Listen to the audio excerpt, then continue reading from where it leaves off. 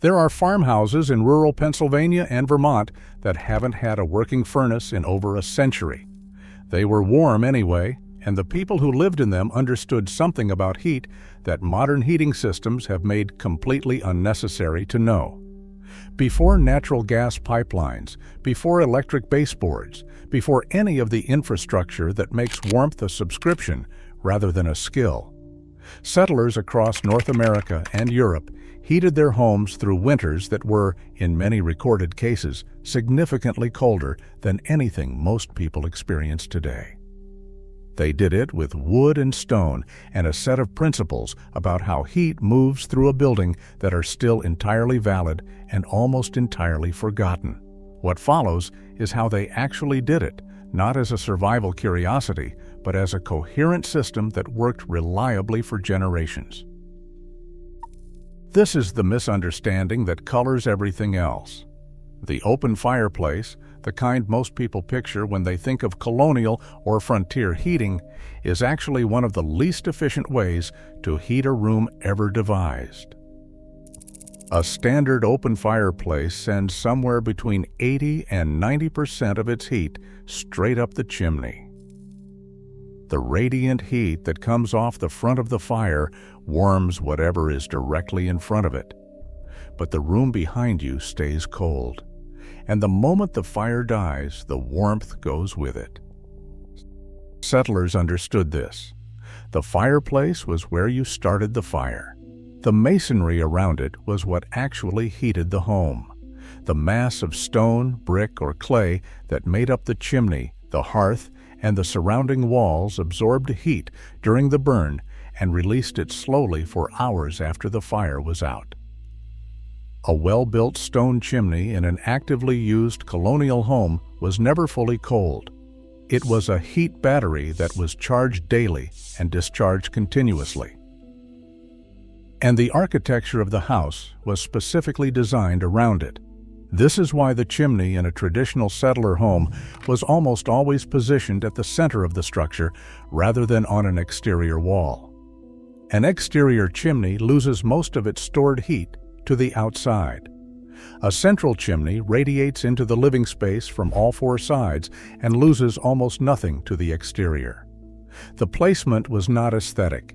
It was thermal engineering at a time when getting it wrong meant a very uncomfortable winter. The settlers who stayed warm weren't the ones who cut wood in October. They were the ones who cut wood the previous spring, stacked it correctly, and let it become seasoned, spending a full summer and autumn drying before a single piece of it went near a fire. Green wood, freshly cut and moisture-laden, can contain up to 50% water by weight, and burning it is roughly equivalent to trying to heat your house with a wet sponge. The energy that should be heating the room goes instead into evaporating that moisture. Green wood produces less heat, more smoke, and significantly more creosote, the tar-like compound that builds up in chimneys and was the primary cause of chimney fires in settler homes. A chimney fire in a log structure was frequently a total loss. Settlers who cut and seasoned their wood properly weren't being meticulous. They were being practical about survival. The selection of species was equally deliberate. Oak and hickory were the gold standard across most of eastern North America, both dense, both slow burning, both producing long-lasting coals that held heat through the night. Maple and beech were close seconds. Ash was valued above almost everything in wet climates because it burns acceptably, even at higher moisture content, which gave it a reliability that other hardwoods lacked in a wet autumn. Softwoods like pine were used for kindling and for starting fires, not for sustaining them. Their pitch burns fast and hot, and leaves the kind of residue in a chimney that nobody wanted. A settler family heating a modest home through a full northern winter needed somewhere between 15 and 25 cords of seasoned hardwood, depending on the severity of the season and the efficiency of their stove or fireplace system. Cutting, splitting, hauling, and stacking that volume of wood was a months-long operation that typically began in late winter of the previous year. The fire burning in January was the result of work done the previous February. That kind of forward thinking about heat, planning a full year ahead, is so foreign to modern experience that it is almost difficult to take seriously. The settlers who did not do it found out why it mattered. While the open fireplace was common in early colonial construction because it was fast and simple to build, settlers from Central and Northern Europe brought a different system, the masonry heater, known by various names depending on origin. The Kachelofen in German-speaking regions, the Pechka in Russia, and the contraflow stove across Scandinavia. The principle behind them is the same, and once you understand it, it is obviously correct. Instead of letting combustion gases travel straight up a chimney, a masonry heater routes them through a long, winding internal channel before they exit.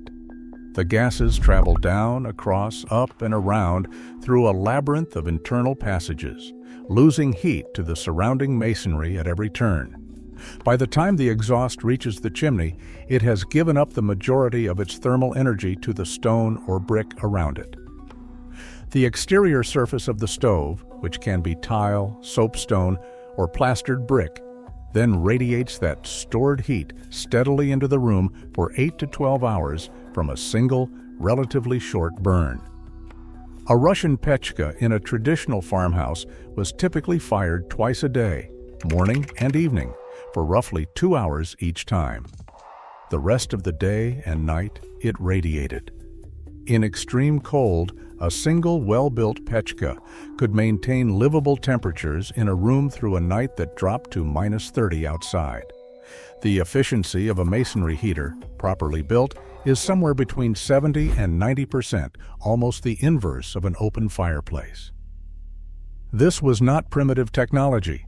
It was a heating solution that outperforms most forced air systems in terms of comfort and efficiency. And it did so without electricity, without ductwork, and without any external energy source beyond wood.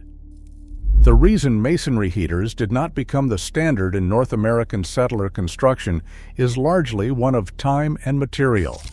They require skilled masonry work, and they need several weeks to build properly. By contrast, an open fireplace could be constructed in days. Settlers moving into new territory often did not have the luxury of weeks, and the open fireplace, for all its inefficiency, was something you could build fast and use immediately. A settler home that relied entirely on its heating system without accounting for the structure of the building around it would have been as cold as a tent. The architecture of a well-built colonial or frontier home was a passive heating system in its own right, and the principles it used are largely absent from modern construction. Log construction, the dominant building method across forested regions of North America and Northern Europe, has thermal properties that balloon frame construction, the standard method from the mid-19th century onward, does not. A thick log wall absorbs heat during the day and releases it at night, moderating the interior temperature in both directions. It keeps the house cooler in summer and warmer in winter, not through insulation alone, but through thermal mass, the same principle that makes a stone chimney a heat battery.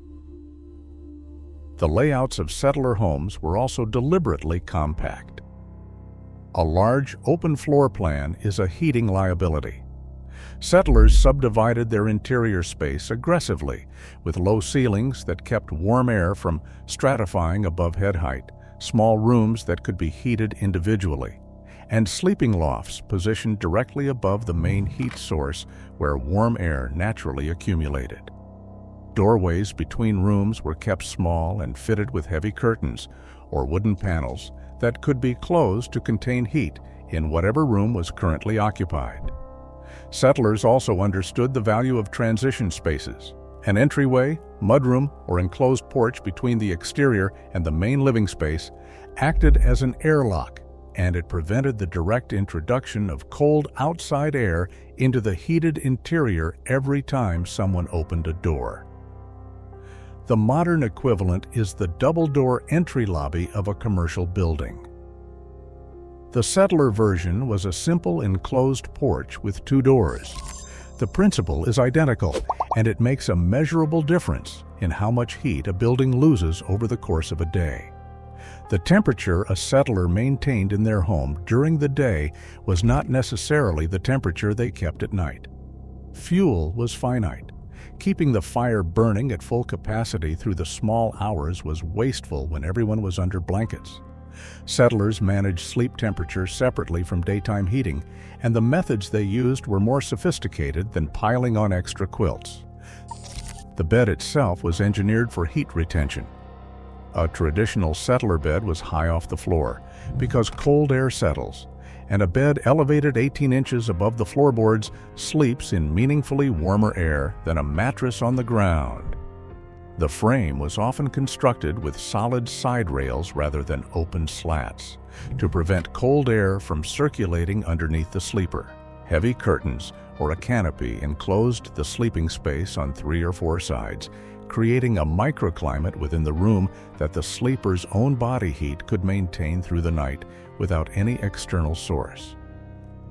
Bed warmers, covered metal pans filled with hot coals or embers were standard equipment rather than luxuries.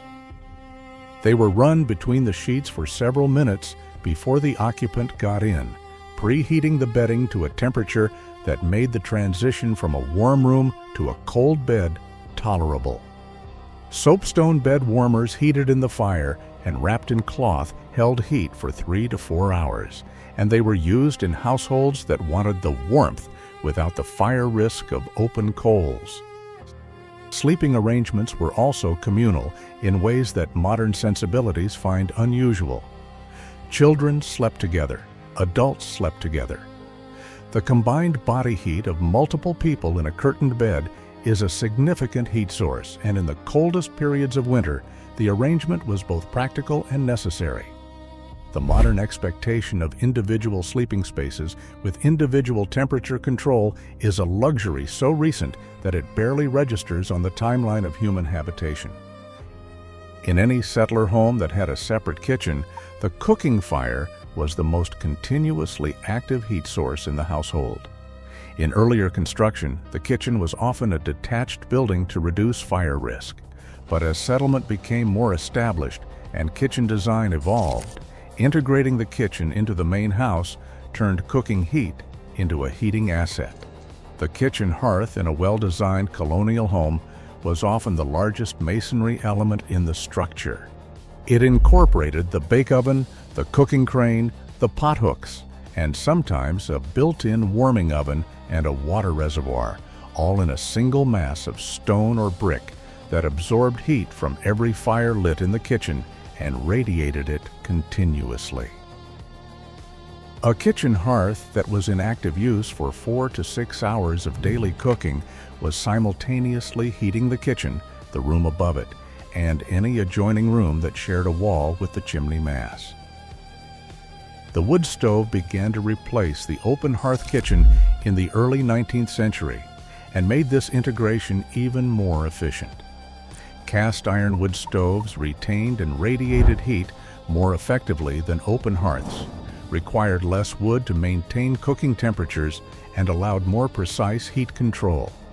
A good cast iron range kept going through the day on a fraction of the fuel an open hearth consumed, and the surface area of the stove, top, sides, and back, radiated heat into the kitchen continuously. Farm families who adopted the wood stove early found that their kitchen became the most reliably warm room in the house, in a way it had never been with the open fireplace, and domestic life in winter reorganized itself around that warmth.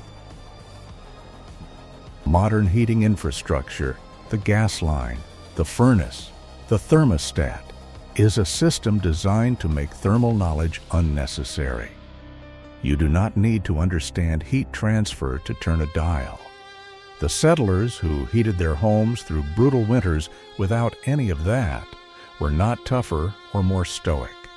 They were more knowledgeable, and that knowledge was the infrastructure. They knew which wood to cut and when to cut it. They knew how to read a chimney for draft and how to correct it. They knew how to bank a fire, covering the live coals with ash to slow combustion and preserve them until morning, and how to bring it back to life from nearly nothing. They knew where heat accumulated in a building and how to move themselves into it. They knew which rooms to heat and which to leave cold, and how to seal the boundary between them. They knew, in short, how heat behaved, and that knowledge gave them a degree of control over their thermal environment that required no external input to maintain. The irony is that this knowledge is not technically complex. None of it requires equipment or materials that are not available today. A masonry heater can still be built. Hardwood can still be seasoned. A house can still be subdivided and sealed against heat loss, using exactly the principles settler-builders used 200 or 300 years ago. The knowledge did not become obsolete because it stopped working. It became obsolete because a system was built that made it unnecessary to know. That system runs on infrastructure. The knowledge runs on nothing, and one of those things will still be available when the other one is not. If the way people stayed warm, fed, and alive before the modern world was built interests you, subscribe. There is a lot more of it to cover.